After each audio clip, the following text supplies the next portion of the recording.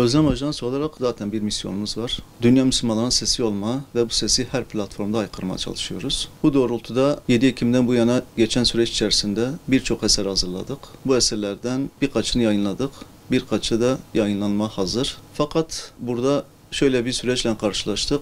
Bazı platformlarda hazırladığımız klipleri yayınlama konusunda zorluk yaşadık engellemeden dolayı. O yüzden yayınlayamadık. Çok orijinal, çok kaliteli eserler hazırlamıştık.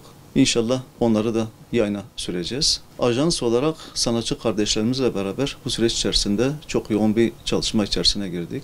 Birçok ilde düzenlenen mitingler ve STK'ların hazırladıkları programlara katıldık. Sanatçı kardeşlerimiz Allah razı olsun onlardan. Bu konuda büyük özveri ve gayretle çalıştılar. En büyük mesajımız halkımızın bu konuda şuurlu ve duyarlı davranması yönünde hareket etmeye çalışıyoruz. Bilinçlenmesi yönünde hareket etmeye çalışıyoruz ki birçok zulüm dünya basını tarafından gösterilmemeye çalışılıyor. Biz de sesimizle ve sanatçılarımızın duruşuyla oradaki Gazze'deki Müslümanların sesi olmaya çalıştık. Biz hiçbir süreçte Filistin davasıyla ilgili çalışmalarımıza ara vermedik ve vermeyeceğiz inşallah. Bu süreç bitene kadar değil, bittikten sonra da inşallah zafer marşlarıyla platformlarda her alanda bulunacağız inşallah. Gazze davasına gönül veren çalışmalarına hiç ara vermeden eserleriyle, söylemleriyle ve sosyal medya platformlarında bunu en güzel şekilde yansıtmalarını istiyoruz ki oradaki Müslümanların sesi olalım.